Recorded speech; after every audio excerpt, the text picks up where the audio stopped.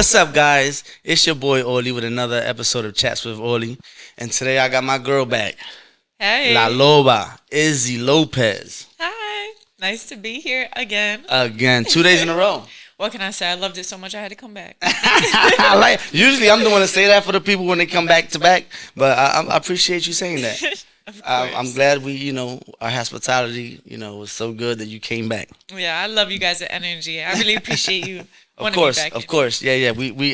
We family now. We locked in. So But sorry. the real reason I wanted to bring you back, because your story was so interesting, and we couldn't really talk about it yesterday because we had a Christmas segment, and we wanted to send out holiday cheers and stuff Yeah. and give out gifts. So today is more about you now. Oh goodness, no pressure. A little bit about the Aloba and a little bit about Izzy, Miss Okay. Lopez. So I we like we that. spoke a little bit about your boxing, and you said how you started and the reason you started, and I feel like that's important because also I feel like women out there should know, like they should know how you got out of that situation, how you came about it, how you overcame that, and it's important because not too many people talk about it. Yeah, there's a lot of stigmas, there's a lot of shame surrounding it. And I will say it's taken me years of a lot of hard work and therapy to not only be able to accept it and talk about it to myself, but talk about it with others and not feel that shame, not feel that oh, I gotta, lie about this or like try to hide this to make it seem some type of way because there's always the idea of a perfect victim. Yeah. And if you didn't do something perfect or if you didn't go by the book of exactly what they expect you to react or how they expect you to be, then they take away that empathy. And I feel like that juggling that kind of made me silent for a while. And I'm at the point that now I don't care. I've learned, I've grown up, accepted what is for what is, and I'm not that same person anymore. So the mistakes that I've made that maybe contributed to the environment that I was in or the situation that I was in, I'm at the place that I can not only take accountability and learn from it, but I can express to others the pathway to get better and what to avoid and not to do. That's amazing, and I feel like it all comes down to the people you're around, the people, your support Amen. system, because a lot of these women and men, because men go through it too, they Yes. be afraid to talk about it because their family members like, oh, I don't want to hear it, or just go or whatever, or Hmm. they make fun of them about it, Or they don't so believe them at all. or they don't believe them at all. Yeah. So that makes like you had nobody literally. He insulated you and kept you away from your family, and basically it was just you. Yeah. So Yeah, I wanted to absolutely. get into that a little bit. You by yourself, how you overcame that? What made you like? What was the first? What was the moment that you was like, you know what? I'm not gonna accept abuse anymore. I'm gonna fight back or figure something out. um, Honestly, I wish I had a moment. I really wish that I had a moment. My strength did not come from that, and I was incredibly blessed in my situation that I didn't have to leave him. The cops took him away. He Okay. was arrested. He was trying to burn the whole house down, like screaming he was Oh, he's one of gonna. them. Yeah, he was like trying to unalive everybody. I don't know what Wow. words we can say, but yeah, he was trying to unalive everybody, and the cops ended up taking him away. It was a huge fight. He broke his dad's face. He had to go get facial reconstruction surgery. Even beat his dad up. Yeah, and Wow. his grandma, his mom, his dad. He was a violent, abusive man, and Wow. so they took him away. And his family was like, I'm his wife, and they cast me out too. My dad, and that's why I'm working so hard on repairing our relationship because I had nowhere to go when I was homeless, and I was beaten, bruised, my ribs were broken, Oh my God. and yeah, and I called my dad, and like I didn't know where to go. And despite the objections of my all my family, my dad took me back. He was like, "You're my baby girl." Like That's right, Dad. yeah. Shout out to my father because he may not be perfect in a lot of ways, but when it comes down to it, nobody's gonna harm me. Like Yeah. no. What you spoke about a little bit, I kind of felt. Um, I didn't understand it, but I felt it because he was upset with you, and had he known the reasons or the facts behind it, maybe he would have understood better. But being a dad, a girl dad, is like you losing his baby girl. It's heartbreaking. My 9-year-old Nyla, recently she just started sleeping in her own room, and that broke my heart. It's like now what I'm gonna do, like Yeah. and I be trying to bribe her. I bribe her. So I kind as a dad, Put on a movie, hope she falls asleep there. oh my God, Stay with me, please. she makes me fall asleep first and then she leaves, or Aw. But so as a dad, like I get it, it's heartbreaking. You're Yeah. losing your baby girl, or she's moving on, or but in this situation is tough, man, because who can you really talk to? Like we were just talking about, and it's tough, and it's scary because you just never know how people are gonna react towards you, about it. Are they gonna respond after you tell them Yeah. you screaming for help or asking for help? I want to Yeah. ask you, um, guys was living with his parents. Yeah, so we for a while we were living with his parents, then we had our own apartment, and he had also had like a drug and alcohol problem. Like as the relationship progressed, he we had our own place, got really abusive, and he started doing a lot of drugs. And we were homeless for a while. Wow. We lost the apartment, lost everything. He had a son too. So I was taking care of him, his son. We were working construction, living in a car, and then we lost the car and we were living under a bridge for a while. Oh my God. Yeah, and I mean that was my husband, and he was a drug addict, and there was a baby. I You're was not standing by about to him. leave any of them, Yeah, yeah. and so I stayed, and then when I did go back home, he was in jail. I was sending him money on his books. I rode with that man like till the wheels fell off. Yeah. I really took the sanctity of marriage very seriously, and my family was not in supportive of it, even though they did bring me in and they saw physically like how much it affected me. They wanted me to completely throw that loyalty to the side, and I Yeah. just wasn't built like that. Like once I give you my loyalty, that's it. Yeah. And Yeah. also it's an abusive relationship. It keeps you in a cycle, and so I definitely was caught in that cycle. And you're afraid, obviously. Absolutely, I was Yeah. so You don't want to terrified. bring problems to your parents, so I get it. I get it. I got a But question though. yeah. Did he ever abuse you in his parents' house while his parents were there? This man dragged me by my hair while the whole family is sitting at the kitchen table having dinner.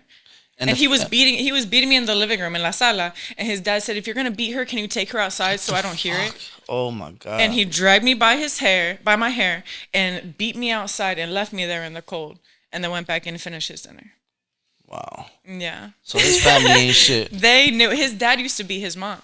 It really is a That's where it cycle. came from. Yeah, Absolutely. that's where it came from. You know? He don't know no better. He seen it growing up. He see it with his dad and his He mom. thinks it's So normal. he thinks it's normal. Yeah. Wow. Fuck. I'm sorry you went through that. Yeah, Oh it's my okay. God. I learned a lot from it. I definitely did. And I was very blessed that even with my family being the way that it was, I was able to put enough space and distance, and he was arrested. So jail put enough space and distance between us that I was able to make money for the first time. Even though most of the money was going to his books, I still would put aside like $50 here, $100 there. Wow. And I started slowly. He ruined my credit. Like he ruined a lot of stuff. So I had to start build. I took a step back and I saw the damage that was done, and I was like, bro, when he comes out of jail, I'm gonna get in a worse situation. He's gonna like I'm actually gonna die. Yeah. And that space gave and my family gave me the strength and the clarity.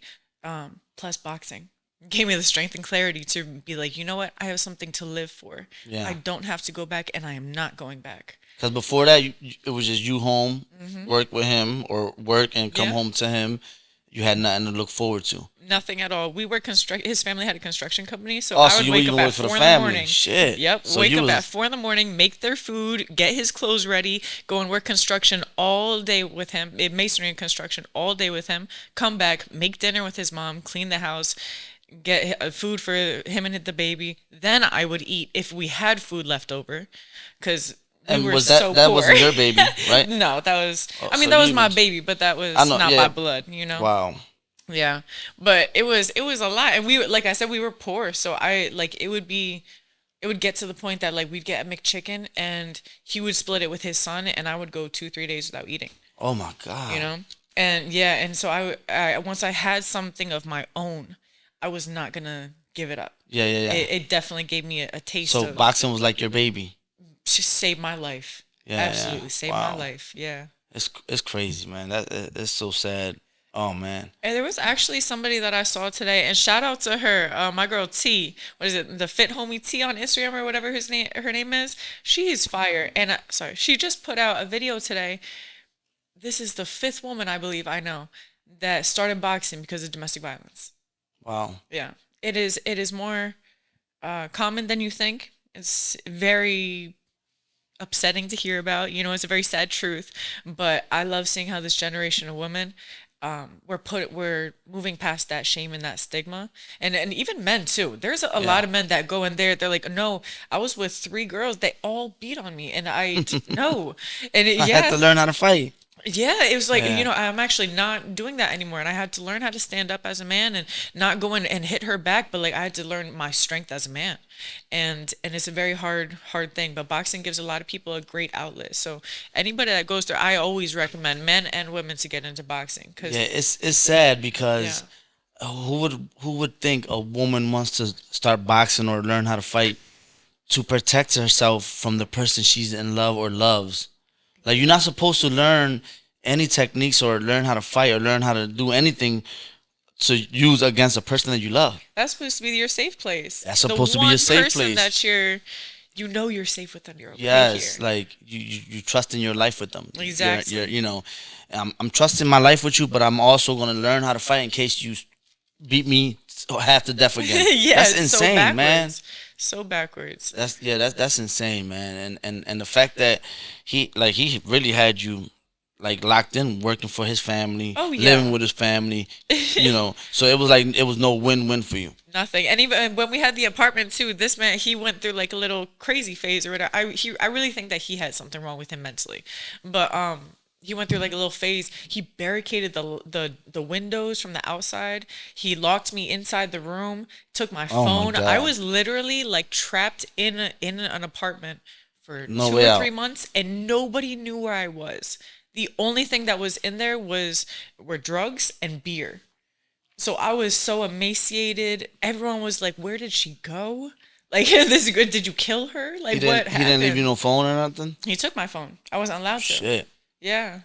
It was a crazy situation. Like people always tell me they're like, "Man, you went through like a Hallmark movie." Like the crazy stuff that happens, it's based off of real life. Yeah, This is yeah. the stuff that it actually does get nitty gritty, dirty when you're in situations like that. That's why when people say like, "Oh, this only happened in movies," no, that Yeah. happens in real life. They got the concept of a story that happened in real life for the movie. Exactly. You see You those know. words based on a true story. Those aren't just Yeah. words on a screen. Somebody went through that. Yeah, You yeah, know? and it's a shame, man, because I can't fathom to think like you really and then the fact that you loved them so much that you was learning how to fight, but you still was there in hopes that he would change or something. Yes, because Like it's crazy. yeah, it's a very difficult thing to prioritize yourself. It feels very selfish, and I feel like a lot of women can relate to that, and men, because I know men with ginormous hearts that put their needs to the side and hope that somebody will eventually be better.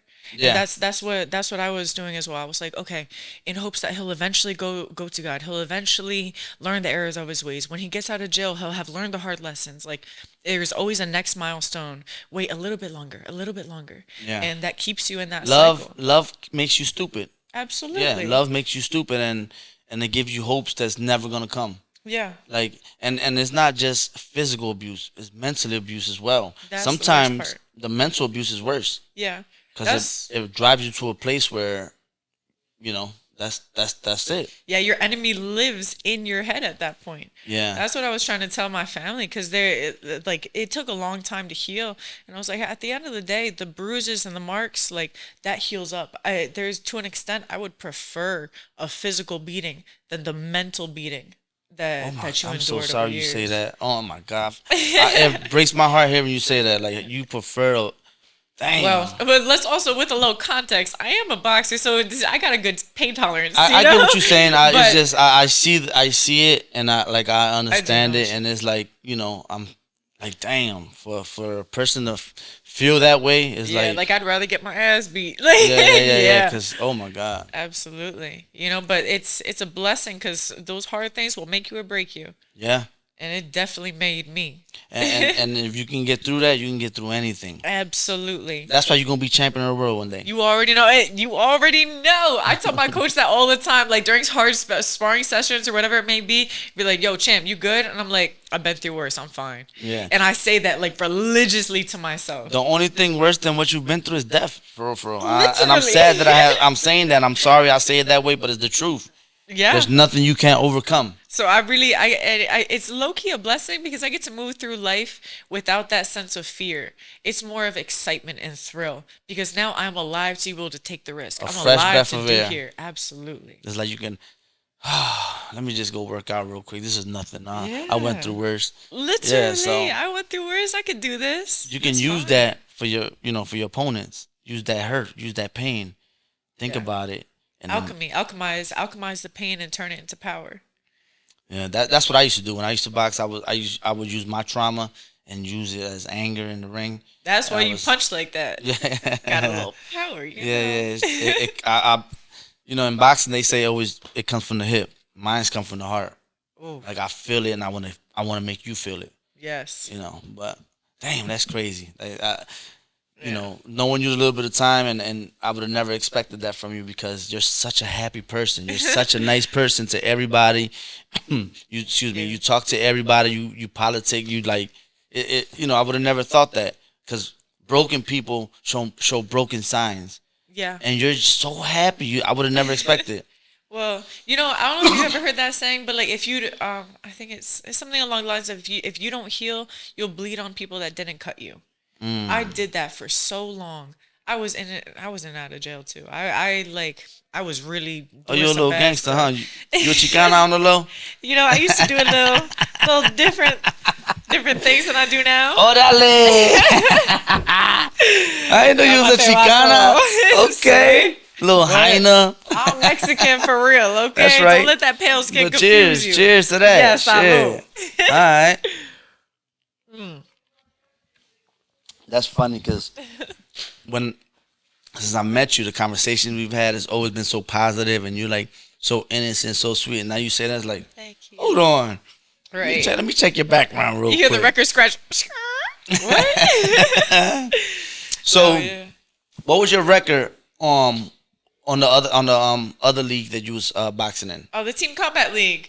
Let's see. I don't remember my record the first year. I really don't. You fought that I many think times? No, I think I only fought like twice. Oh, I only fought twice. No, I only fought twice. I won one, lost one. Won one, lost one. I seen this one picture you have on Instagram when you got that cut on your forehead. Yeah. That's a badass picture. Oh, thank you. Yeah, that Oh was my the God. second year in the That's league. how I first saw your That Instagram. one I fought 3 or 4 before I met you. times. Oh, for real? Yeah, I saw that picture. I'm like, holy shit! And then I swiped to the side. I'm like, oh shit!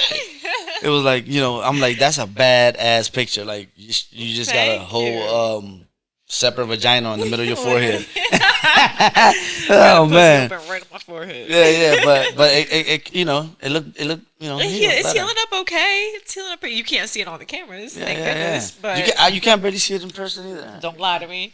I'm- Long story. Yeah, put the glasses back on. no. But it's But that's okay. good. We got the rest of the face. How is that league? I don't think I ever heard of it. It's cool, the Team Combat League. So we're doing actually another season this year. So it's a relatively new concept. Boxing's an individual sport, but this is a team, which is kind of amazing. If I'm not even gonna lie, I really do love it. So it's essentially we have a team of people for different weight classes, males and females, Okay. and we fight the launch rounds, the middle rounds, and the money rounds. And so in total, I want to say it's about 24 rounds that we have to fight. But And not depending- just one person, the whole team. the whole team. Okay. And depending on how your coach sets the lineup, like I would fight in the launch rounds, and if I don't stop her in the launch rounds, then I fight again in the money rounds. So you can fight twice in one day. Yeah, Ooh, you that's fight lit. twice. Yeah. I have to look into that. It is cool. The only thing that took a little bit of adjustment is when you go in the launch rounds, you're sitting during that whole intermission break into the middle rounds, the whole intermission break after, and then you got to get warm again to go back in. So you fighting people your weight though, right? yeah, I'm fighting a little bit bigger because I fight at 135 outside of the league. The league, they only had 147 the first year and 140. That's a lot of weight. I was fighting much bigger, yeah. And I weighed in like 143 the first year. She weighed in like 150 something. I was like, damn, these girls are big. Like when I was younger, and I was going to the nationals, my two younger brothers was in the nationals too, and I was weighing I think 119, and I was weighing 112. I was weighing 112, Okay. and then I had to go up to fight 125, so my brothers could make it. because they, there was nobody known to weight class 112 and 119. So for them two, and one was 112 and one was 19, and there was nobody for 125. So you had to go all the way up. Yeah, I'm like, damn, Were you the bigger one of the three? No, but I was like, I was the sharper one. I was, the better, I guess, the better fighter. If you may. You can hold your own. Yeah. So I went up, and I stopped everybody in that weight class. Period. Yeah. I was like, that was no matter of fact, it wasn't even 125. It was 132. I still got the play. I just remember it was 132. I remember my first fight was against this kid. I think his name was Mike or something. He boxed out of Costello's boxing gym. Oh, okay, yeah. He was the son of the coach over there, and he was, he was a good friend of mine or whatever. I wouldn't say good friend, but we used to train together sometimes. So when I knocked him out, I felt bad, but in combat, there's no friends. There ain't no friend. Exactly, there ain't no friends in boxing. Okay. Yeah, I had to do what I had to do, and I was only like 112, and I went up to 132. That's wild for any non-boxing people. That is insane. I used to weigh in with weights in my pocket. So, because if you're too light, they won't let you they fight. won't let it at all. Yeah, That's crazy. Yeah. I mean, you do what you got to do. That's how you know you're a bad man, jumping up. And that year, I was ranked in 112 and then 132, and it's crazy. I was like one of the first fighters to ever do that. I will say that is definitely like the older generation of boxing. Not to throw no shots. I'm not saying you're old. Okay, hold on. I'm used to it already. You say it so much. Right? I'm used to it already. It's all right. With all respect, but no, yeah, I feel like this generation, they're much pickier. Like I'm thinking about the conversation I've had with my coaches and other fighters. People are very picky about the weight. There's a lot of weight bullying, and there's a lot of just straight up, no, I'm not going up and I'm not fighting that weight. You're coming down, and that's it. And well, I understand it, because if like we're professionals, so if there's an agreed upon weight, you meet that weight. But at the same time, we are gladiators, and you got to be a dog. And maybe they're over a few pounds. Okay. Do you have what it takes to beat them, or do you not? Yeah. And I respect that. I definitely do, because people cherry pick nowadays. Yeah. Very much. Back then, I like all the guys I used to spar was older, tougher, bigger. Like I used to have to when I used to get ready, I used to spar with Demetrius Hopkins, Anthony Thompson, Aaron Torres, Brian Chirac, and it was so many. Some guy named Chucky T. He's a legend in the city. These guys were all older, bigger. Some of them was pros, and that's why I had to be boxing with, because the guys my age and my weight would never spar with me. Like I used to even box light heavyweights, because nobody wanted to get in the ring with me, and you were too much for them. Yeah. But in this sport, there's no such thing. Like if your heart is big enough, I feel like if I fight anybody, I can beat them. Yeah, you have to have that. You have to have that belief. I would never fear a man, no matter the size, no matter the weight, whatever. We gonna fight. I'm gonna make you bleed. You make me bleed. Yeah, exactly. Yep, I'm just gonna hit you in places where I know it's gonna hurt you a little more.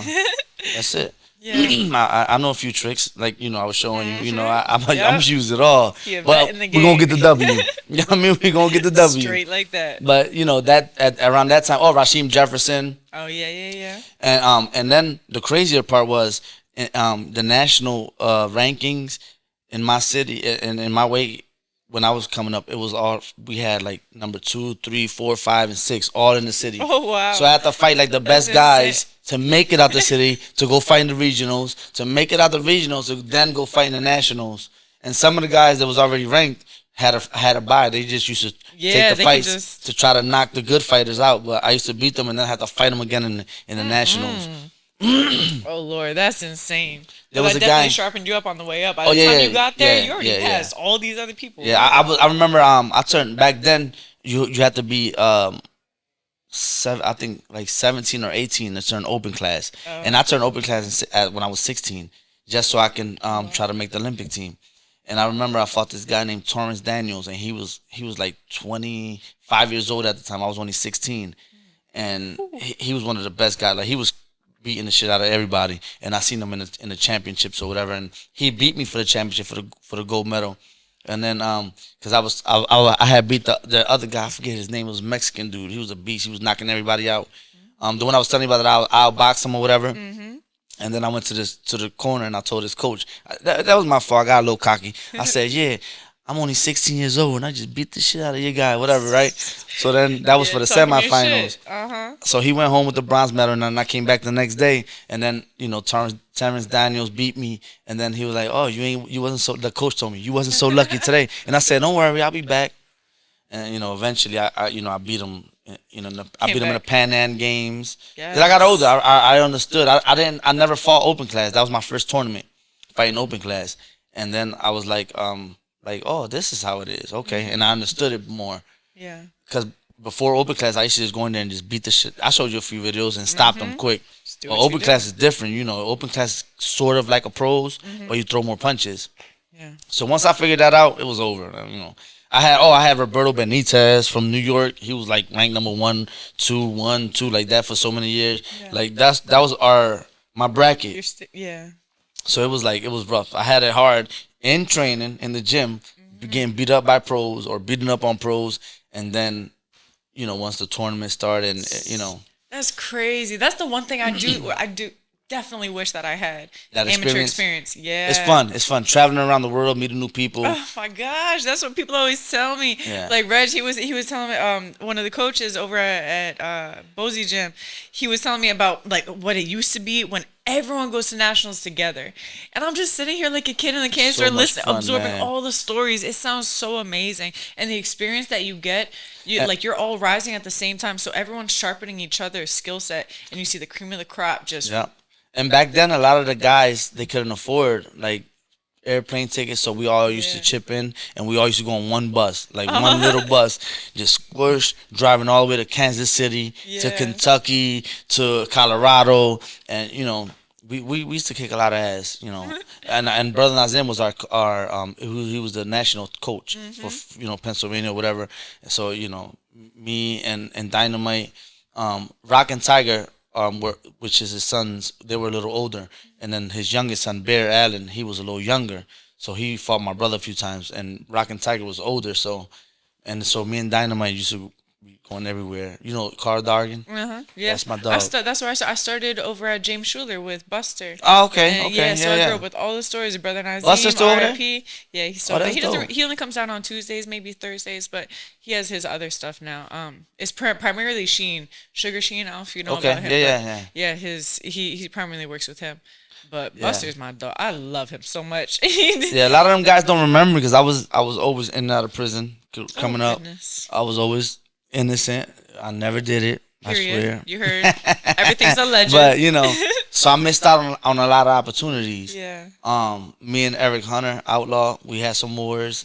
Some kid named Frankie Trader, another kid named Brian Nelson. He was a beast. I'm telling you, when my amateur background, there was these twins, Israel and Omar Crespo. Oh my God, I used to hate fighting them. Why? They was machines nonstop. They was like, pressure. I would hit them with everything, and they still coming. And then one was a southpaw. Oh, that southpaw is different. My God. Like I used to be like, I kind of love southpaws though. I That used to straight hate break to the body. Oof. I used to hate when I was in the same bracket as any of them because it's like, fuck, I already knew. Like I used to like seeing them in the championships because my fights was always like lit. Everybody was off the chairs. So it was, it was a fun experience. But them kids, man, them boys. Whew. I bet they made you sharp though. Good competition like that. And the thing was, after a while, after being like punching on people so long, like in the ring, I started boxing. So I became real good at boxing. That shit didn't work with the twins. Them motherfuckers would non-stop coming. Come. I'm like, fuck, bro. So I have to like dig in and, be in there. Go down to the reserves for that one. I remember one year we won the silver gloves together. Me and then another kid named Carlos. May he rest in peace. He committed suicide years ago, and he won the silver gloves. I won the silver gloves. The twins won the silver gloves. Like all Front Street Gym, we all won the silver gloves, and it was a good year. It was a good year. Like all the newspapers came and checked us out, and then of course my dumb ass got locked up like a week later, so I missed the media and all that, but. It was a good experience. I'm not even gonna lie. That generation is part of the reason that and everything that you guys did is part of the reason that Front Street is such a legendary gym. Yep. Like you look at what is it, Creed? They were there for a reason. I'm over here watching on the screen. Everybody say that, like us, me, the Crispo brothers, Johnny.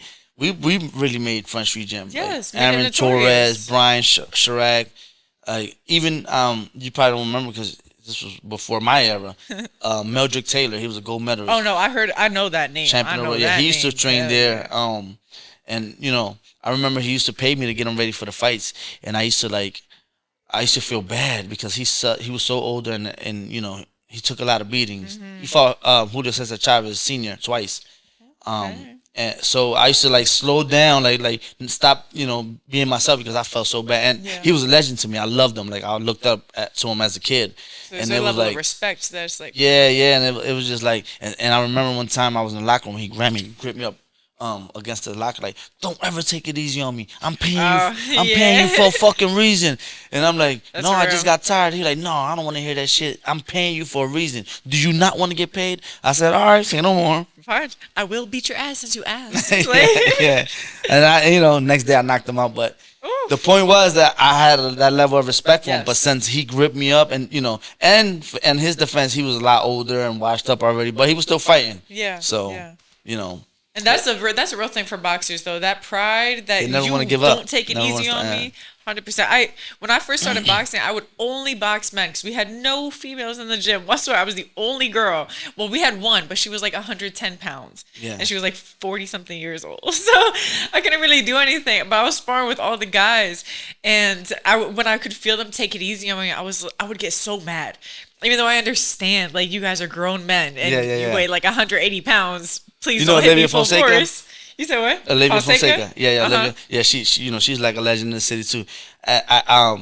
She used to get mad at me because she couldn't really hit me, right? So I used to tie her up, and my dad loved her like a daughter. Like she to the day she's still like family to us. But she used to I used to make her miss so much. She used to get angry. So when we get close, she used to bite my headgear. True story. I swear to God, I'm gonna tag her on this. Her Mike Tyson. Yeah, she used to bite my headgear like. And I'm like, why? And when we got finished, I'm like, why you biting my head? Because you got me frustrated. I just want to punch you. I'm like, oh shit, like yo, chill. But she was a beast too. She was a beast. That man, Olivia, woo. And see, she can rumble. Those kinds of sparring sessions, like, I don't know if you know Enrique y Cedeño Martinez. Yeah, of course. Yeah, La Bazooka, son mis hermanos de alma. But, like, I was training with them over in Reading for about, like, a year and a half, right? That's really my dogs. But sparring with them, he would do the same thing. He would just, so elusive, just throw a jab out there or, like, pity pat, and then he would spend the whole rest of the time pure defense. And I could not touch him for the longest time. It was so frustrating. Hold on, I gotta say something, because now I'm feeling some type of way. If you couldn't touch him, what makes you think you could touch me when First we spar? of all, that was a year plus ago, and I definitely adjusted. Okay, I'm precise with it now. Okay, I'm telling you, I'm a beast. I'm telling you. A lot of talk. I want to see it. So, guys, she keep calling me out. I ain't gonna talk about the last person that called me out like 2 weeks ago that didn't show up. We ain't gonna talk about that. But sorry, I ain't them. I'll be. Yes. So I made a bet with her. I said, you're not gonna be able to touch me 5 times per round, 5 punches, and we're gonna record it, and then we're gonna show you guys, cause she like what like 5 is so basic. I'll do that in the first 30 seconds. That's what she thinks. You kidding me? If I have she a think full this peep round, out. Don't let this peep out right here fool you. You know what I'm saying? I know I'm out of shape and all that, but I'm telling you. You're going to get on your bike 30 seconds in and be like, ooh, this is different than it used to be. I was boxing since I was 7 years old. I don't got many scars on my face for a reason. I never said I was going to touch your face. It's going to be all body shots. No, I said face. It was no body shot. Anybody I got to touch your head? Okay, yeah, you got to touch. I was trying to preserve the face, but I'll do that too. No, I want you to try to touch my face. I'm telling you. Try. But everybody say that. I swear to God, grown men say that. And they can't even do it, but you know. It's woman power over here. Hey, I ain't bragging or anything, but you know. It's okay. I'll show you better than I can tell you. Just time and location. I got all my stuff in the car. That's what Jake Paul said to Anthony Joshua. Oh my God. And we all know what happened there. When I tell you, Jake Paul and what's his name? This Tate, stupid Andrew motherfucker. Tate. Yeah, Tate get dropped, stopped on their knees, begging for mercy in the same week. Oh my God! I'm gonna say this before we start going to him, right? All respect, all salute to Jake Paul. Oh yes, he has no type of experience. He went in there with one of the best heavyweights in the world in our decade. So all respect to him, man, and I condone him, and now he's $90 million richer. But yeah. But Andrew Tate, all this shit you was talking, my boy, all that top G shit. Like, bro. Matter of fact, I'm unfollowing him on Instagram. God damn it. The fact that you were following him, first of all, No, because heavy side eye. Second of all, no, because he be talking some shit. He be sounding like me a little bit, you know, when he be talking. No, not all the political shit or No, but you know, the the dumb mindset, shit the about women. motivation, the, Yeah, like the like, motivation yeah. shit. Like I love how that vibe he has with his brother, that connection, that Yes. that It's bond. them against the world. Oh like, my God, I wish yeah. I had that with my brothers. Same. My brothers are you know, my brothers are stone cold killers, so you know they be in their own world and doing their own thing, and you know they serious men. So it's like Yeah. Andrew Tate and his brother, you know, they entertainers, so it's different, you know what I'm saying. But let one of my brothers or myself have a problem, we all gonna pop up, Love you know. it. So, but you know, But still, I it's wish it was different. normal, Yeah. like a normal thing to hang with my brothers and. You know, but we argue about the dumbest shit for whatever reason. We pass by a handball court and say, "Oh, remember I beat you in handball?" We start fighting over that shit. No, you didn't. Like- Yes, you did.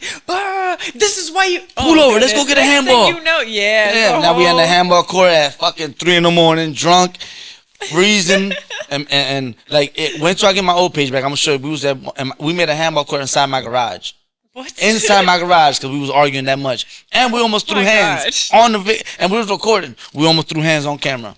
That's wild. Crazy. It better have been that deep. It is that deep. When me Okay. and my brothers are like competing against each other, it's do or die. Well, yeah, you're a competitive person, and they're your brother, so I can. No, they yeah, I can only competitive too, imagine. though. I can only imagine. All my brothers box. Like we boxed since our whole life. Like, Oh, and yeah. The reason So behind y'all are it. actually throwing hands. Yeah. We used to. Oh my God, throw hands. Shit. crazy. Couple times.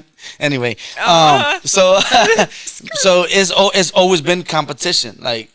So who gets to the bathroom first? Who goes to take a shower Goes first? to the bathroom first is crazy. Everything. It's always competition. Like me and my brothers, we compete against anything and everything. Like it's love crazy. that. Yeah. But now, since we're older, it's like more fun. Yeah. Back then, you know, I remember a quick story, real quick. I can't remember why, but I remember one time, me and my older brother, and I guess I always held the grudge because he used to beat me up when I was little, and I always held it like. But before I get into that, me and my little brother Georgie, one time my big brother Pete fucked us up, both of us beat us up at the same time. Oh goodness. Okay. I don't remember what we A did. 2-for-1 special. I think we took his clothes or something. I don't remember what we did, but he beat us both up. Uh-huh. So we waited. We stood up. Normally we be the first ones to sleep, me and Georgie, because we had like one bed over here for my older brother Pete and one bed over here for me and Georgie. Yeah. So we was like keeping each other up all night under the covers and waited till Pete went to sleep. When Pete went to sleep, we both stood over him and pissed on him. You did not. I swear to God. Oh my God. True story. I would Swear have to God. gotten up and beaten your ass. Yo, he didn't even so feel it. fast. He didn't even feel it wake up. So What? Okay. the next day he woke up. I guess he smelled it or whatever. Beat the shit out of us again. Like beat us even worse. You But deserve we that got one. the W that day because when he was beating us up, my dad walked in as he was beating us up, and me and Georgie on the floor crying like no. Oh. Yeah. And he's beating us up, so my dad beat his ass, and we like yes. So You when we guys got are older, so I always crazy. remember that shit. I remember one time we argued on the phone, and I'm like, man, I'm tired of you talking shit. I'm not a little boy no more. Where you at? And he's like, I'm in grandma's house. So I drive to my grandma's house. The worst thing I ever did in my life, man. I regret it to this day. Sometimes we talk about it, we start laughing, and we both wind up crying about it because, you know, we shouldn't have done that. So Yeah. I get to my grandma's house, and my brother's outside waiting in the tank top, and I'm like, damn, should I do this? Like, am I really? And I said, man, fuck, I'm tired. Is it happening? Yeah, he beat my ass too many times when I was. So I got out the truck and we started fist fighting for like Jesus. 10 minutes. And a street fight in a street fight, 10 minutes is long for a Yes, street that's fight. a very long Oh my time. God! Absolutely. And I had a split on my head right here. He had a split Gosh, in his wow. eye. We're like, and it's raining outside, and we on tank bro, tops. it's a whole movie scene We in, outside. yeah, we in tank tops and shorts, filled blood everywhere on me, blood everywhere on him, and we're just pounding on each other. And then we looked at each other. It was like if we would have never looked at each other, we would have still been probably to this day. We would have probably still been fighting. But we saw each other, and it was like, damn, I hurt you, and like we both thought the same thing, and we just started hugging each other and crying. Aw, Like it was like they giving me that's chills. beautiful. It's giving me chills. Like Yes. it's crazy. And after that, I never argued with my big brother P again. But I felt like that was necessary though. Yeah, 'cause it he seems- beat it my seems ass like it was so necessary. much when I was little. But Got to balance the scores out, and especially now that Yeah. you guys are older. There is that resentment when Yo, you we you was know. beating the shit out of each other. I just insane, thank God my bro. grandma didn't come out and beat both our asses. Because yo, we was Oh yeah, fighting that's like right. You were at grandma's house doing that. we was fighting like two wild animals Te va a in the middle respetar of the la street. casa, coño. Yeah, I was with a friend of mine named Bebo. I was in his house and my brother called me talking shit, and then he hyped me up like, "Yo, who that talking crazy to you like that?" I didn't want to say it's my brother. Yeah. Cause I never been the type to try to like shit on my brother because that gives the okay to other motherfuckers to try to shit on him. Absolutely. So Yep. in anybody's eyes, my brother's my brother. Like you want to smoke with him, you want to smoke with me. So I ain't say nothing. And he like, yo, I'm gonna go with you. I'm like, nah, I'm going by myself. Cause I always been like that. I always go places by myself whenever there's a problem. But yo, we was fighting like two wild animals, and then we was crying for like 3 days straight, calling each other. You okay? It was and I regret it to this day. Yeah. I feel like it was necessary, but if I go back and I have the mentality I have now, I would never fight my brother ever. Any of my brothers, like, man, it's the worst thing you can do is fight Yeah. the person that shared a wound with you. Yeah. Like we came out the same wound. You know what I'm saying? Facts. And so now Blood's I thicker got like than water. That's, yeah. When I was younger, I used to be a little selfish, and my brothers, well, not my brothers, my little brother used to hang with certain people I didn't like. So I ain't really like we wasn't really not that we wasn't cool, but we ain't used to chill with each other. Yeah. He used to chill with his crew, I used to chill with my crew, and that was that. But I regret that. I wish even though it ain't all on me, but it ain't all on him or them. It's both of us. We both had our share of dumb shit we did, or Yeah. But at that time, everybody thought a friend was a friend, not a Yep. foe, because really all them guys were foes. Like But you don't know until later down the line. Sometimes you don't have that clarity. that was my mistake when I was rich and young, and I blew all my money on my so-called friends, and none of them where are around they? me now. Exactly. And when I lost everything, none of them was there. None of them. They turned their backs. They started hanging with other people, other crews, So that's why now I appreciate my brothers and I love them, and it's different now. It's like it's not like before. It's not like any time. It's just different now. I value them. So they're my brothers. You know what I'm That's saying? beautiful. That gives me hope too. That maybe one day my sister and I will get like that. We don't have to get into it if you don't want to, but you told me about it, and what I'll say is this: the disconnect is only disconnected because y'all so far from each other. Yeah. I'm pretty sure if y'all was Yeah. closer, it would have been different. I mean, y'all are gonna have arguments. Everybody argues with their siblings. I haven't talked to a few of my sisters in over 7 years for pride, for anger, for stuff they said, stuff I said, and I regret it every day. But my pride won't let me, and they live in Get my city. past it. But the situation with you and your sisters, it's stupid. Yeah. A conversation will fix it. Yeah, absolutely. My situation with my sisters, there was death in the family. It was, people died over it. It was, their kids were mentioned. So it's harder for me. I mean, I love them, and I would never, ever, like, if I ever see them in the street and they having problems or whatever, I'm never, not going to stop. Like, I'm going to stop and, do what I got to do, to protect them. But I feel like it's too much damage that's been done between me and my sisters. To wash it away and to pretend like it never happened. It's not that easy. Yeah. And people say just sit down and have a conversation. It's not gonna be a conversation. It's gonna be yelling. It's gonna be crying. It's gonna be it's not that easy. Yeah. I do think that sometimes there are lines in the sand that you have to draw. So Yeah. I got a brother too. The one that I never talk about, and I just referred to him as my brother, but that's my mom's son. Yeah, It's yeah. not my brother. You know what I'm saying? He's lucky to be still alive That's why when, walking. So I get it. When people be like, "Oh, some of your sister," I'm like, "Who?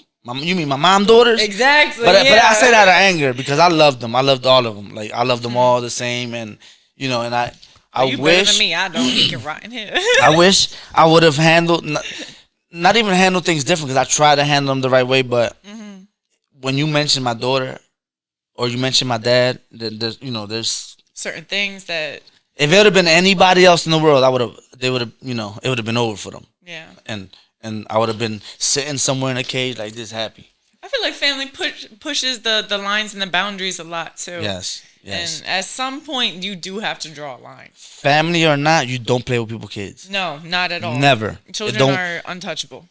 You never mention them. You never try to get them involved in anything. Like, Yep, you don't disrespect the children. man, that's and the crazy part is with all of their kids, all three of my sisters. I've had disagreements with them, but I would never like not like them. I would never hate them. I Yeah, would take always it out protect them. on them or I love something. them. I love their kids. So it's tricky. It's tricky because I'm how I am with their kids, but they not how they are with mine. Oh, You so see what I'm lack of saying? reciprocity, yeah. Yeah. So but it is what it is, and it's life, and eventually, hopefully, we're all still alive, and we can fix that, especially for my mom. My mom, she never really she wasn't in my life the way she should have been, but she's here now, and she has cancer, and Yeah. you just never know when is someone like. So I would like to have like Some sort all the of family together. You know what I'm saying? The family. You all right? excuse me. Sorry, yeah. You I can almost drink choked some on of my this gum. as well. Anyways. So You ain't I would see like that. to have the Uh-huh. family together, the kids, like just everybody, But it's so much trauma, yeah. so much like History and baggage and like stuff that has to get worked out that it's just And- sometimes you gotta compartmentalize, and maybe I'll have a good relationship with your children that'll bleed over and you'll see and throughout the But time all we'll our be able trauma, to- all our trauma, my family is about death, like a death in the family. Somebody, that's hard. So that's how can you get over that? Yeah. The hardest thing after that is your kids, Mm-hmm. and then my kids were mentioned. So it's like that's what makes things complicated because like I used to be a dummy and I used to say, man, I'll die for my kids. But like I said in yesterday's episode, Yep. I'm gonna live for my kids. Yes. And if that means I gotta be extra sneaky and do certain things, I'm gonna do them. But I'm gonna be here and live for my kids. You understand what I'm saying? Yeah. Not that I want to hurt anybody, no, but for my like, kids, yeah, we're not- you have to be you know, smart because the yeah. priority is always to be there for your children. hold on, time out. How the hell we turn this shit about me? The interview's about you, not me. What? I love that. I love that. We don't need to know nothing about me. Damn. The only thing you need to know is that it's on Future World Champion. That's loading, right. That's right. This episode was to be to inspire women and men if they're going through it. So there's ways, there's help, there's a better life, there's a tomorrow. There's a tomorrow because I know some people probably be in the house somewhere thinking like, I don't want to be here. You no can't more. see past when you get into like a depressive mindset or when things get very overwhelming. That's how it always is. You can't see to tomorrow. You can't see the future. You're so wrapped up in fixing the problems for now that it not only seems impossible, it seems non-existent. Yeah, Like it'll never happen. and that's the cause of emotional abuse.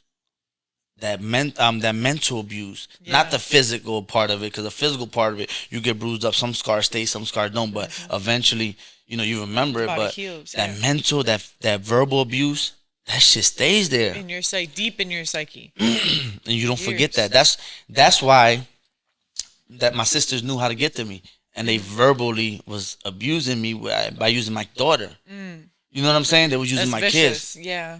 Yeah. And that's why it's hard for me to forgive it. Like I see them and I be like, and then I be like, I remember everything they said. Comes so I go flooding that back. way. Yeah. Or I see them in family viewings and I be excited, like I want to run and hug them.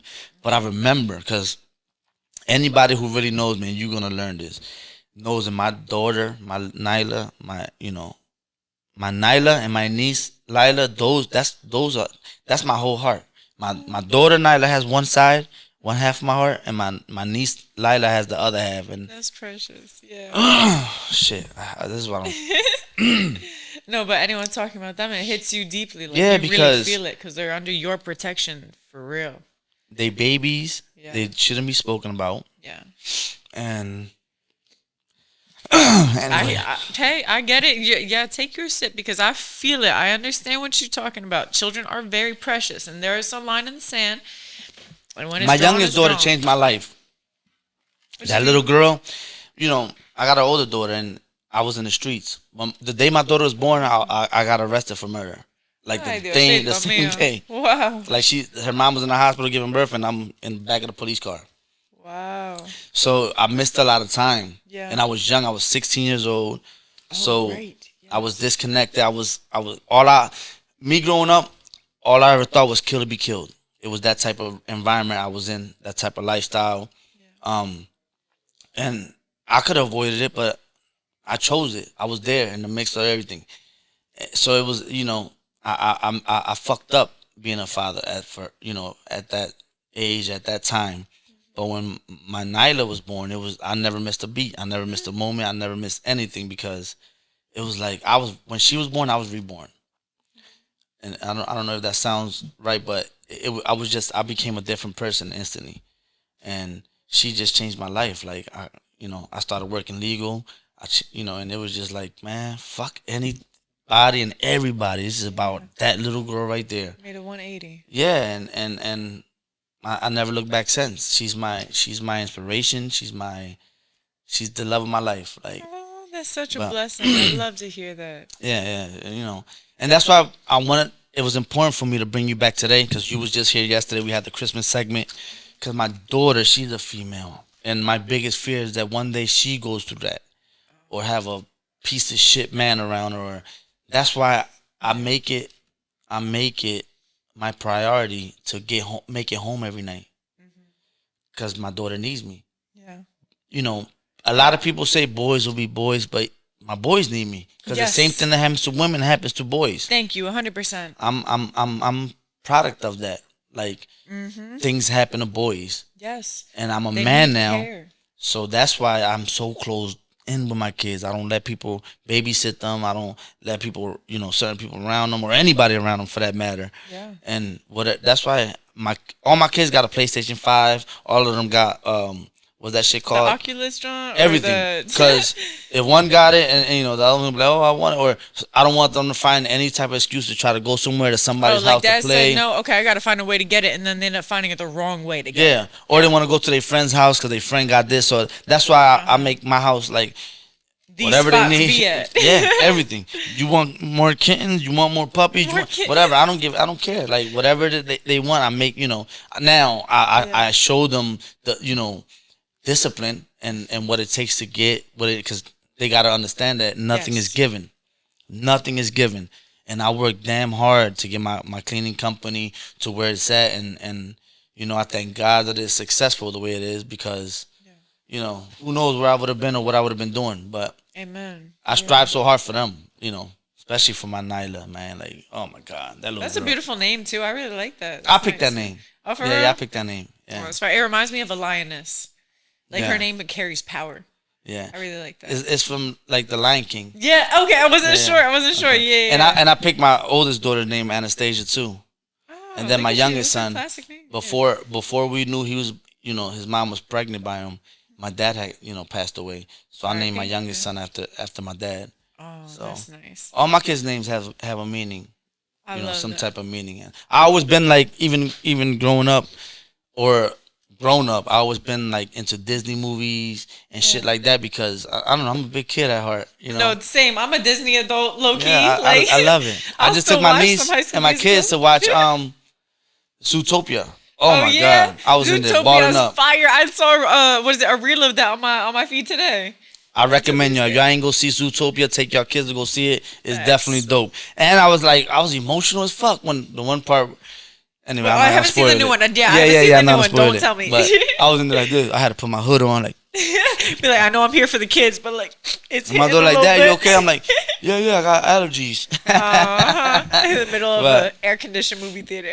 yeah. It's But that's dope. I love that. I love family, like stuff like that. I don't really have a lot of family, but what I do have, like, they're very precious. And my sister and I may not have the best relationship, but she is younger than me. And I remember how I was at that age, and I needed some grace. So I'm very big on giving her that grace because we have the rest of our lives ahead of Yeah. us. And she has two kids. I was about to ask you that. Yeah, You don't want to miss out on that, man. Ariana, I have her tatted on my neck. That girl is my whole heart. I love her. There you go. And she's just like me. So for that little girl, you need to make amends with your sister. Exactly. So today's her birthday. Actually, shout out to my baby sister. Yeah, I love What's you, her Tori.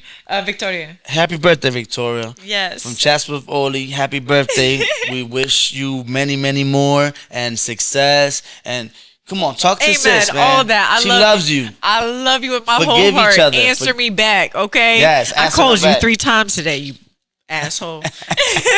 Answer her back, man. Listen, life's too short to be holding grudges, Victoria. Yes, Victoria, life yeah. is too short to be holding grudges. I promise you. Facts. I feel like a hypocrite though. Why you be holding grudge? Maybe a little bit. No, One or because two. I don't talk to my sisters, so Oh yeah, that's right. You just said that. Psh. Well, you know what? He's speaking from experience. You actually know but it's different though. firsthand. It's different. Yeah, it like definitely is ours, different. like ours was like life and death situation. Yeah. Y'all's are probably like she took my hair barrette or whatever it's called. I mean, she says some drawing stuff. Like my sister and I got into some fisticuffs. You know what I'm saying? Like, Oh yeah, Rumble. yeah, we got But into this was it. before you box. Yeah. This is before you box. Oh, because now I don't think. No, it was Victoria, I before don't think you and want to then- fight her no more. No, not no more. Not no more. Yeah, Victoria, chill. Yeah. She just hand wrestled some guy outside and almost dislocated his elbow. True story. Just now, before we started, right outside. Allegedly. Oh yeah, Just in case allegedly, he I'm presses sorry. some charges. No, he's signed a disclaimer. He can't. Oh right, then no. You heard what he said?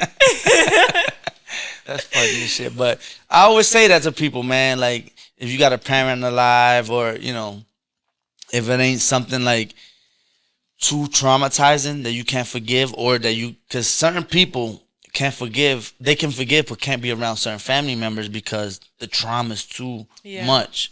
Like in the It'll beginning, trigger them. It'll bring it back yeah, up. yeah. In the beginning of my dad's passing, I couldn't be around my brother. You know what I'm saying? Because it was gonna be bad. Yeah. But I forgave him, and I thought I forgave him. Because I still loved him, but I still had that anger. Yeah. But when I forgave him, and we spoke, and I hugged him, and we cried, it was like, this is what forgiving somebody feels like. You And that's felt why the I never relief. gave up on my little brother. Yeah. And that's why I never gave up on my little brother. People, family fight, family have disagreements, family have misunderstandings. But at the end of the day, family. Yeah. And family is all you really have. Because friends ain't really friends. No, not at all. Especially nowadays. Very conditional. A friend is somebody that's around you. Nowadays, a friend is somebody that's around you that needs or wants something from you, or can get in certain places that they normally wouldn't be able to get into without you. That's Heavy a friend on that, nowadays. riding your coattails. Yeah. That's a friend nowadays. Yeah. And what that friend does, they talk about you, they use you, they shitting on your name behind your back. Friends like that, who needs enemies? These enemies. But that's why I ride that- Lolo. Okay. Yeah. And the few people that I like hanging around with, it's Yeah. very selective, but you really have to be like that because I feel like more people nowadays are looking out for themselves than looking out for the It's a genuine selfish relationship. world we live in right now. Yeah. It's more selfish now than ever. 100%. And But- everybody's out to get their own. I feel like with the rise of social media, it definitely pushed that. You know what's crazy? I What? swear to God, my dad's right here to be my winner. I swear. I was gonna say, and social media doesn't help. It makes it worse. But I didn't want somebody to be like, oh, why do you blame it? How can you blame social media for that? Seriously. No, but it's a very real thing. Yeah, and I'm gonna break it down to the people that don't understand what I meant by social Yeah, media. hop on the wait. Listen. So a person is posting their lavish life, posting good things and all that, they can afford it, right? Now there's a friend that can't afford that and is watching like, man, that should be me, or that could have been me, or you know what I'm saying? Or they posting driving around their friend's car, driving around this, Faking the funk. faking the funk. Yep. When in Right. reality, they jealous of that friend. Yes. And I said this, I don't know if it was the 100%. last episode or the episode before that, but I recently said, it always happens with me. Everybody comes around me, and this is how the friendship starts. Damn, man, I thought you was like cocky and conceited and this, but I love you and all that, right? Yeah. And then a couple weeks later, a couple months later, they start envying me. My lifestyle makes them hate me. I don't understand why. Yeah. You too can do the same shit I'm doing. Listen, 9 years ago, I was living in a hotel room with my kids. Oh wow. I lost everything. I had nothing at all. I was living in a hotel room. We spent Christmas in a motherfucking motel room with 5 and below gifts. Damn. Yes. You came a long way. Round People of don't understand, applause. man. Like, I love that. yo, people don't love a understand. comeback story. But you know what's crazy? Excuse my French. I grabbed on my nuts and I said, my family not gonna struggle no more. Period. I started working as a security guard. I rented a house, got enough pay stubs to buy a house. I bought a house, and it was over from there. Yes. I started my own company, and it was hard at first, and I know the viewers probably tired of me saying this story, but you probably never heard it, so I'm gonna tell you. When I first started my cleaning company, I had an opportunity, or I had to either pay my rent or take advantage of an opportunity. I had the money for my rent that costed the machine that I needed to take on more contracts, or not pay rent and potentially get evicted or whatever. Yeah. And I bought the machine. 3 days later, I tripled my money. Yes. A week later, No risk, no reward. no risk, no reward. A week later, I bought a house. A month after that, I bought another house. Just from that machine. Wow. From me not paying that $1,200 rent. Yeah. I mean, I paid it, but from me using my $1,200 from that rent, and I bought that machine. Man, my life changed. That's a great decision. My life changed. And you know what? A lot of people will not take the risk. Will not take the risk at all unless you're in the point 'Cause that they're scared. Yeah, fear is the biggest motivating factor for most people. Yes. And you can't be afraid. The hardest thing about starting a business is starting it. I promise you. Because once you start it and you cruising by, everything is gonna fall in place. Yes, action is the antithesis to anxiety. Yeah. That's Ooh, I like that. Yeah, it's something that I repeat to myself all the time because I'm a heavy overthinker. Everything has to be 100% perfect. The way that I organize planets to do, like I have to know exactly what's going on. Do you double and But triple check everything? Everything, yes, and I'm too. dyslexic. So if it comes to numbers or reading, I'm triple checking. I'm going Chat GPT, whatever it may be. This is gonna be right, okay? No errors. But when it comes to that level of perfection, sometimes it pauses you from taking action. And sometimes what you have to do is just start. It doesn't have to be perfect. It doesn't have to be great. It just has to be done. So get up and do it. Get up and do it. Yeah. Because the hardest thing is taking that first step to do it. Yep. Because if you don't do, you're like, oh, I'll do it tomorrow. Yeah. Then tomorrow comes, I'll do it tomorrow. Exactly. Then the next day come, I'll do it next week. I'll do it next month, and you're never doing it. Yep. So- And that's the thing about momentum, because with every step comes the decision to take another. And these are all like cliches, but they very much work. They're not And- cliches though. Those are secret gems for life. Yes. And people don't 100%. understand that. They're like, oh, it's easier said than done. Yeah. Then do it. Right? If it's easier said than done, then do it. I don't. That's an excuse. People make excuses. It's like when I be trying to give my friends advice and tell them how to do this and how to do that, and they be like, "Oh, you did Easy already." for you to say. Yeah, or easy like, for you to. Motherfucker, I was in the same place you was at. Yeah. And I took that first leap. I took that first step. I took that first anything, and now I'm here. Because without that first, and I didn't even have nobody pushing me and motivating me or nothing. I was in a motherfucking motel room with my 3 kids and my baby mom, and we was in there, and she was like, listen, do what you gotta do. I'm here. I hold the kids down, and you just make it happen. Yeah. And that's why that's my Shout out best to friend her. to this day. Yeah. Yeah. That's my best friend to this day. She That's she a met me. I crazy was level up. of She met trust. me. I had everything, and then my dad passed, and everything started hitting me at once. And for real, the truth is, I gave up when my dad died. I gave up on life. I gave up on everything. I just didn't care no more. I was just letting everything pass me by, and then eventually, everything that was passing me by came right back and smacked me in the face. And then I'm in the floor like, oh shit, what do I do now? Yeah. Nowhere to live, nowhere to go. They looking for my car to repo it. It was crazy. It was just But I'm glad I went through that, because that's the moment I realized who family always gonna be family, but who's family and who's friends? Yeah. Who's going to be there when the cars fall, when the house falls? Because nobody was there. Nobody was there.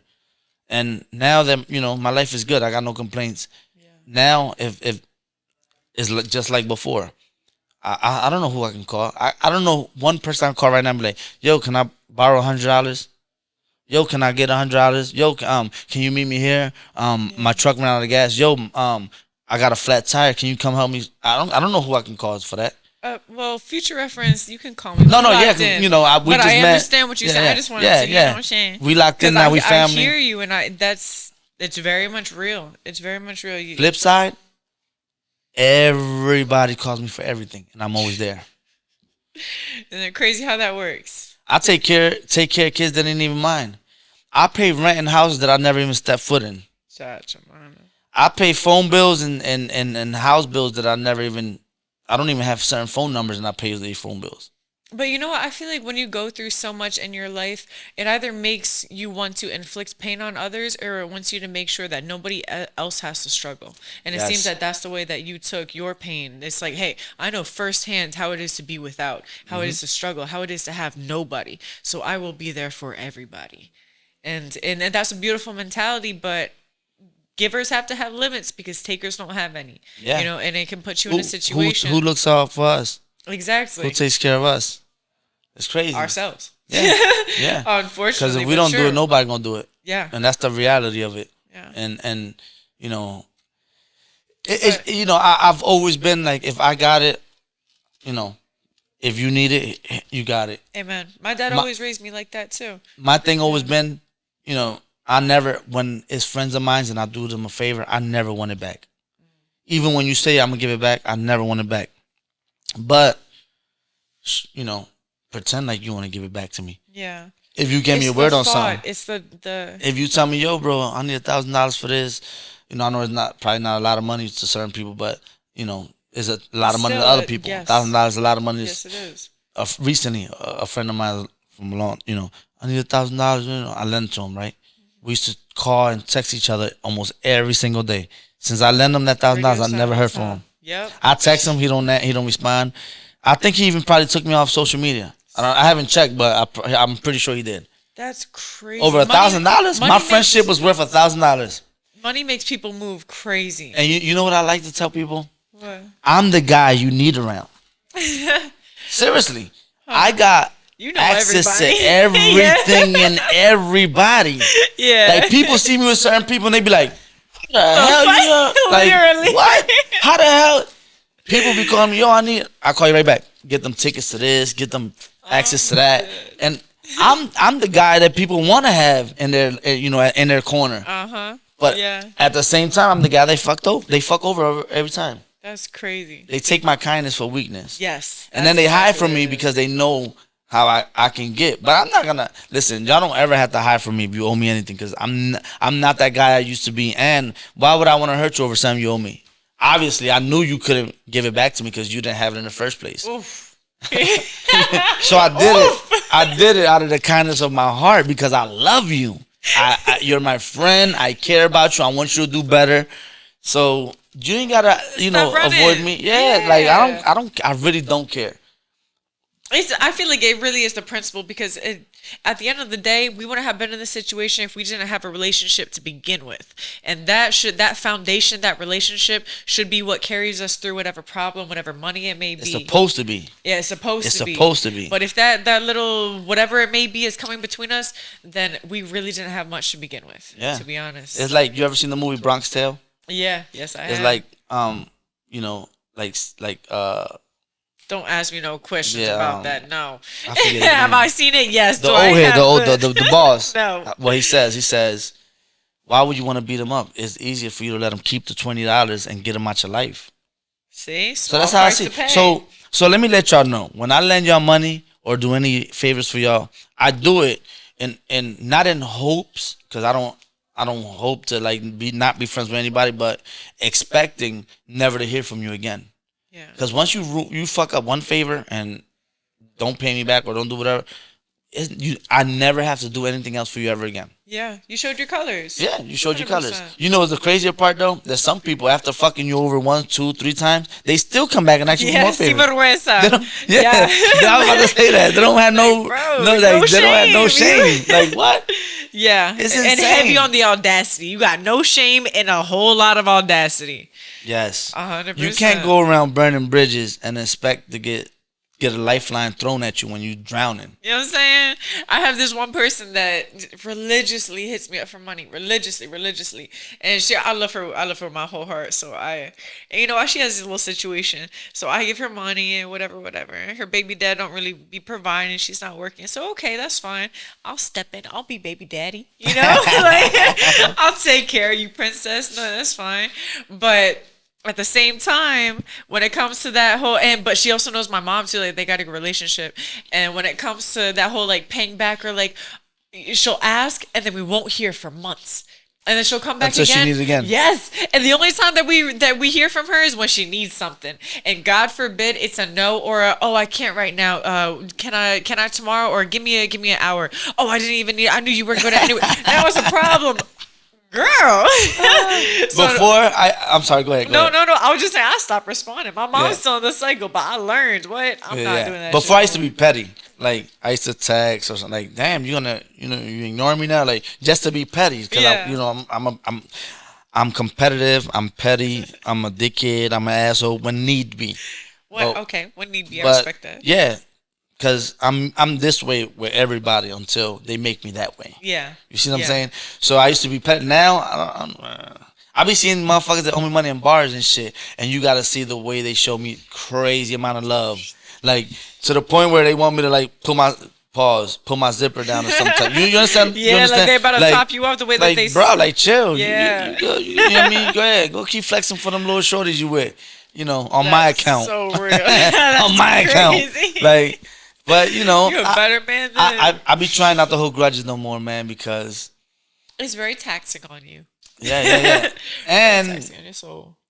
people outside looking in that don't know the backstory, Yeah. they make it seem like you're the bad guy, like you're the villain. Absolutely. Which I never gave a fuck, but as a business owner now I gotta like, care about the reputation a little yeah, bit. yeah, that's what my old head told me not that long ago. Like, you gotta chill. You gotta, you're a business owner. Take some etiquette classes. Certain standards of decorum. Hey, I got some etiquette for you right here. Like, what? Brought me this far. I use, etiquette when I need to. When I'm in them $100,000 meetings. Yeah, that's when I ain't gonna fraud like I'm in $1 million meetings, but when I'm in them $100,000 meetings, that's when I start talking proper and I dress right. But I'm on here giving y'all content, having fun, talking shit, giving y'all advice, giving y'all a way out, giving y'all a way out, giving y'all a way out. You hear me? That's what I don't. So why would I? Situation. Yeah, why would I want to be up here being fake? Like, yes, indeed, my night was very proper, and man, get the fuck out of here. My night was wild, it was lit, and we saw a lot of titties. but seriously though, I like titties. Yeah, everybody likes titties. But the thing is, why would I not be myself? Yeah. The people that view me and support me and show me love, they do it because I'm me. I'm myself. Yeah. Now, if I come up here and start acting different or inauthentic, disingenuous to who you are, then nobody's gonna love and respect me the way they loved and respected me when I was myself. That's why I be trying to tell people, like, the coolest thing y'all can do is be yourselves. I promise y'all. Everyone else is taken, so you can't fit that man's shoes. Yeah. You could be a size 7 and I could be a size 7, but my feet gonna fit perfect in these shoes. Yours probably gonna fit a little small.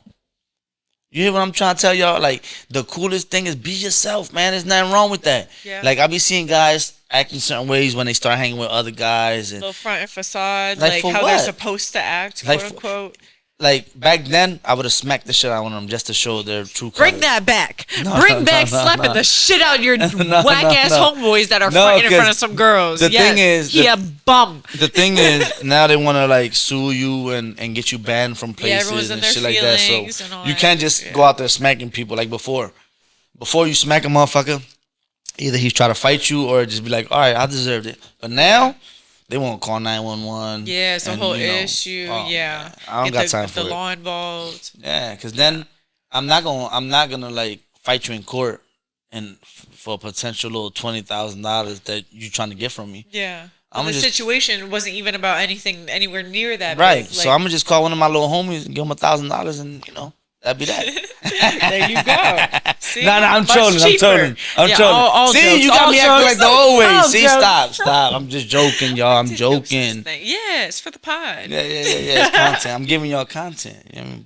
But yeah, like, I appreciate you coming. I love that you came out here and you was brave enough to talk about your story, because a lot of, I'm not gonna say women, I'm gonna say a lot of people, because it's men too, are afraid, embarrassed, ashamed, or just scared to talk about their stories because of what others may think of them or how people will see them moving forward. Yeah, the stigmas of society. Yeah. And certain things, ain't to be told to certain people or to anybody at all. Yes. Because of careers or whatever the case may be. But some things shed great light for others to give them the strength, the positivity, the power, the anything to get out of that situation. Yeah. You know what I'm saying? Like you never know. Hopefully, this your story will reach out to one or two women, and they can better themselves or get out the situation, and then they talk about their story, and they help one or two women or Yes. one or two men, and the cycle keeps going. Cause That's that's how it that's why I goes. do this. Cause I want to shed light to things that people normally don't shed light to. Yeah. You know, Same. people always be asking me like, "Oh, why you don't talk about this? Why you don't talk about that?" I said this a couple episodes ago. I can't talk about I can't talk to my people about millionaire problems because my people's not millionaires. We don't have them. We don't have millionaire problems. I talk about everyday life shit because we deal with everyday life shit. You know what I'm Yes. saying? Real life trauma, real life heartbreak, real life, you know, family issues. Relatable topics for the average person. Yeah. So that's why I try to keep it like that because I don't want to go viral.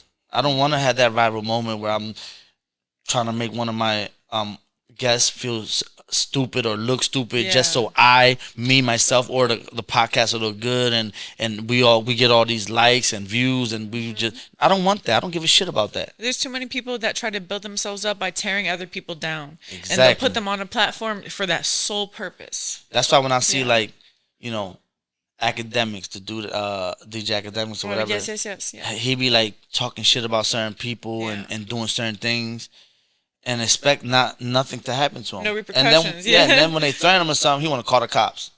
Like, It's like, what happened to accountability, the consequences of your actions? listen, fat boy, every action there's a reaction. You can't just go around insulting people, talking about people's personal lives, and expect nothing to happen to you. It don't work like that. Yeah, you're just a content creator, but when you walk out that house or that studio or wherever you do your little bullshit content, you a regular motherfucker like all the rest of us. So if somebody want to crack your head for talking certain things that you shouldn't be talking about, that's on you. Yeah. That's why I'm careful about what I talk about on here. Because when I walk out these doors, it's open season. Anything Absolutely. can happen. Everyone's just a person at the end of the day, no matter Yeah. how big, how bad you Yep. bleed, just like I do. You got to be mindful of what you say. Yeah. This ain't no game, man. This is real life shit. And the fact that he got so many followers and he got a big platform and he be using it in a negative way. And I say negative way because he's always talking about people's hardships, the stuff that people go through in negative ways Business to and try to get problems. his likes and views Yeah. up and all that. That it shouldn't be like that. All right, maybe in the beginning you do it to get your shit up, but you up there now. Now you can make a difference, Yes. academics. You can change shit up. You don't have to like shit on people. You don't have to shit on your own kind. You don't have to like.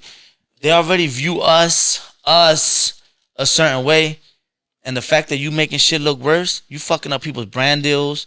You fucking up people's potential contracts by the shit that you say, and then you be adding on or making shit worse or egging on and making shit worse. Like that shit not thorough. I don't Yeah. like that. I feel like that's nutty, and I feel like right now there's a situation going on with a lot of influencers and rappers in our city, and I wish I had the power to stop it because these are all people that could benefit from social media, and instead, I mean, they probably benefiting from it right now, but they're Yeah, using it as in some negativity, and when they do that, they like this guy's fans and this guy's fans, they could potentially go through something, or this guy's fans do something to him, or this guy's fans do something to them. I'm not gonna say their names on here because I'm not gonna, shed light to it, but Yeah. it's fucked up, man. Especially here in Philly. Philly should stick together, man. Yeah. There's Instead of so having all much this money. Because things would get very separated very fast, and people are very quick to latch on and hold loyalty to whatever it is that they support. Yes. Once that line is drawn in the sand, people stick to their guns. Yeah. And instead of being unified, you have all these little different factions, and you turn on each other. And it's a shame whether you're old, young, fat, skinny, because I be seeing them throwing shots at each other, pimples in your face, not pimples in your face. It doesn't matter. Y'all can all capitalize with this shit so much, man. I don't understand. Like It's hard. they got so much power in their hands just with their words, Yes. and they use it for negativity.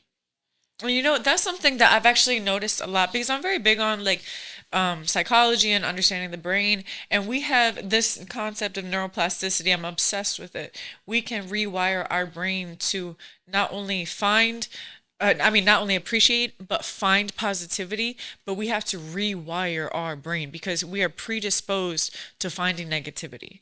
Yeah. So I feel like when people do see, and at least the temporary results, you may get some views, yeah, because people are naturally drawn to hearing something negative, and it's the serpent part of your brain that wants to keep you safe. They pick up on negative patterns and negative things much easier than positive, just because of that safety factor. So that lends to why people are more drawn towards those negative news cycles and those negative people. But again, it's temporary. Yes. Once that fades away, you got their attention for a second. You got a few thousand views. Okay, cool. You have to keep that going because if not, then you're gonna lose them, and they see that. But That's if like a drug. It is a drug, 100%. Because when people putting out content and they getting this amount of views and this amount of likes, now they gotta figure out a way like they They get a rush. They open Instagram. Oh my god, I get how many hundred likes, how many thousands views? Oh my goodness. and now they gotta try to figure out a way to go Replicate viral it. again. Yeah, replicate it and get more. Yeah, do something different, and then do something that they normally wouldn't do. Say things that they normally wouldn't say. That's why I'm myself junkies. every time. Yeah, like, that's why I'm myself on this all the time because I don't give a shit about that, man. If I always tell my cousin Jimmy all the time, if I can reach out to one person a day or episode, I'm happy. Yeah. Because now hopefully that person is reaching out to one person. Yes. That person is reaching out to another person. So A domino effect. Yeah. It starts with one. that's just and also that also is what I was saying earlier with the guys, going back and forth on social media and all Yeah. that. Like, not only are you getting the city against each other, because these are different parts of the city. Not only y'all getting the city against each other, but y'all getting the police involved, because now the police is watching. Because everybody's talking, everybody's putting their 2 cents, everybody's doing this. So now you got the social media police, you got the real life police. It's unnecessary. Escalating it into a whole big problem that has real life Yes, consequences. because if y'all really like that, y'all talk in person or Yeah. do what y'all gotta do in person. Why go on social media? I get it, y'all want the likes, but that shit corny to me. I agree. It's like a lot of people don't like the kid, Quilly Mills. I love Quilly Mills. You know who that is? He's a rapper from Philly. He's a rapper from Philly, and he's always like talking shit about people, right? So people was thinking that his podcast was gonna be like him shitting on everybody, but he uses it in a positive light. He just had a female on there. I'm not gonna say her name. I'm not gonna give her no clout. That used to like set people up to get robbed and all that. And one of the guys on there was like trying to like, not bash her, but like being a little hard on her. Yeah. And she's on there saying like she's sorry. She regrets doing it, and that when her book starts selling and all that, that she was gonna pay the guys back. They got robbed or whatever. Oh, wow. And then the guy was like nah, being a little harder, and then Quiddy was like, nah, man, I respect her. She's a Muslim sister, and she's doing this, trying to like keep, make it positive. See the atonement for her sins. Yeah. So that's why, like, and I normally don't Yeah, I talk about respect nobody that. else with podcasts or anything, but I commend him for that because that was thorough. Like that was a real And real see, one type that shit to shows do. your character as well because you act on what you say. You're not oh yeah, like I said fuck this, I don't like this. Okay, no, I saw something good and I'm gonna use my I'm not too platform to prideful speak for on that. it. Yeah, I've never been a type of prideful guy. Like anything that I see that is positive or impactful to other people in a helpful way, I'm gonna talk about it. I'm gonna shed light to it, and I'm gonna try to like promote it. Like when you first started coming around, they were saying like, oh, she's a female boxer, and I'm like, oh, who that? Then I started seeing your videos. I'm like, oh yeah, I'm gonna definitely promote her. I'm gonna help her. I'm gonna like guide her the right way, give her advice, because I see your potential. Like you're a superstar without knowing that you're a superstar, and you've been doing this for so little bit of time, like a little bit of time. So it's like that. Like I see, other people that I brought on here, and I try to give them advice and put them under the wing. But some people you just can't help. Yeah, they're not They're so receptive to it. they're so stuck in their ways that it's like, I don't need you. I got this person here that's Yeah. doing this for me, or I got that person there. So they go from person to person to person. They use this person, use that person, use that person, go use that. So it's like, that's what they do. Yes. So it's like that type of people, you can't do nothing with them Nope.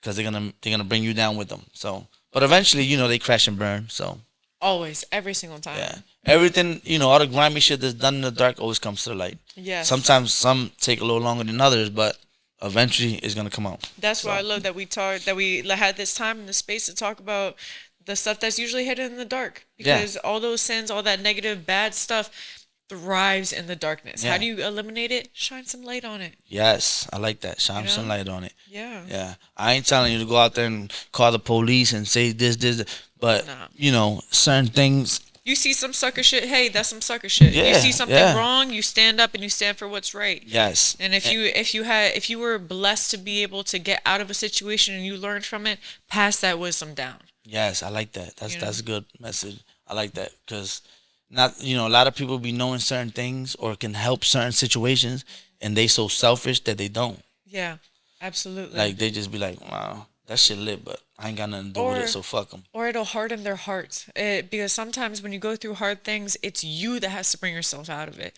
Yeah. And so it hardens you, and it's like, no one was there for me. Cause you closed Fuck in. you. Yeah, cause you closed in now. You don't want nothing to do with nobody. You're like, oh, eventually he's gonna do the same thing. Eventually she's gonna do the same thing. Yeah. So I get it, but And just like, even though we can understand and relate, hey, there is a better way. There's a better There's way. always a because better when way. You go that way, you're only perpetuating the cycle of aloneness. Look how You're many- isolating yourself. look how many people betrayed God and all that stuff, and he forgave everybody. Yep. He forgave Absolutely. everybody and gave everybody life, and but that's a conversation for another time. Izzy, I appreciate you for coming again. I love you for coming again, and we family now. You locked in, Yes, and yes, hopefully, yes. we figure out a schedule so we can have that box talk. Yeah, we once a gonna week. talk about some boxing. Okay, we got Yes, some hot once a takes week. coming up. Yeah, we was gonna do it today, but I felt like her message needed to be out there for women to hear, to understand, and to know that there's ways out. Yes, there is a tomorrow for any woman that is out there that has gone through domestic violence, knows somebody that went through domestic violence, that it's a horrible thing. I'm so sorry that has touched your life, that it is touching your life. But there is a tomorrow, whether it be a good one or a bad one, it is up to you. But I guarantee you're stronger than you think. Yes. So please use the resources that are out there and find little pockets of joy, something to feed your soul. Because when you're in those situations, it's easy to fall into the darkness. So go Yes. and find some light, and there'll be a better tomorrow. Yeah, let me tell y'all something. The strongest thing a person to have is a mind. For one, Amen. once you kill the mind, the body goes down with it, right? So, a person, like a person she dealt with, the first thing they try to do is get in your head. Like for a man to be like, oh, no man is gonna want you. You got 3 kids or something. That's them getting into your head to feed you that bullshit, so you could think like, let me just stay here because he's right. Nobody else gonna love me. Yeah. Baby girl, there's always a way out. Brother, there's always a way out. There's always somebody that's gonna love you more. There's always somebody that's gonna appreciate you more. There's always somebody that's just gonna do more. You know? And even if there isn't, there's somebody that at the very least won't do that. Right. Will not hit you. Right. Will not disrespect you. And when it comes to the men, shout out for them as well, because I know I tend to focus on women, but when it comes to men, I know a lot of guys that are willing to take physical stuff because women aren't as strong. Let's cut that right now. Domestic violence is domestic violence. That's not cool. Abuse should not be normalized no matter the gender. So whether you're a male or a female, nobody should be laying hands on you. Nobody all. should be disrespectful to you. Nobody should be abusing you. If they are, please get help. Please. Please get help, Gordo. Yes, absolutely. No, I'm joking. No. That's one of my good friends. I always mess with him because his girl do be being on him. But Ay, Diosito mío. let the people know where they can find you at. But yeah. For all boxing and everything else, just to tune in with your girl, you can find me on all platforms. IzzyLaloba. That's me on everywhere. So No Lopez? no, just IzzyLaloba? IzzyLaloba. Okay, Yeah. okay, that's Full dope. name though, Isabel Laloba. If you wanna look Hey. up on YouTube or something. La Chicana. Yeah, la mexicana puro chingona, ya tú sabes. Hey, I like that. I like that. But thank you so much for having me on. Of course, man. You appreciate family, man. I it. told you, we locked in. It's up from here. It's Hell up from yeah. here. I see, your bright future. And it's sky's the limit now. Yeah, we got some superstars in this bitch. Look at us. What? I'm- Going up. We going up. I ain't nobody special, but you know. Look at that humility. I have no humility right now. I'll be egotistical for the both of us. I'm surprised she ain't showing her shoulders like she was doing the other day. She Yeah, like, I don't want to scare away the viewers, have the striations. some guys like that. I don't know. Out. I don't know. Some guys. Maybe if the girls like it. Hey. I love it. I love it. But I appreciate you guys as always. And today my outro message is this: the worst times can always become the best of times. Just stay positive, stay focused, and don't give up. Because the moment you give up on yourself, then you lose hope, and there's nothing anyone can do for you at that point. And always remember, they come for the mind first. Yes. They emotionally, they verbally abuse you to eventually start physically abusing you when they see that your mind is gone. So stay on task, stay on point, and I love y'all, man. This your boy Oli, and this was another episode of Chats with Oli.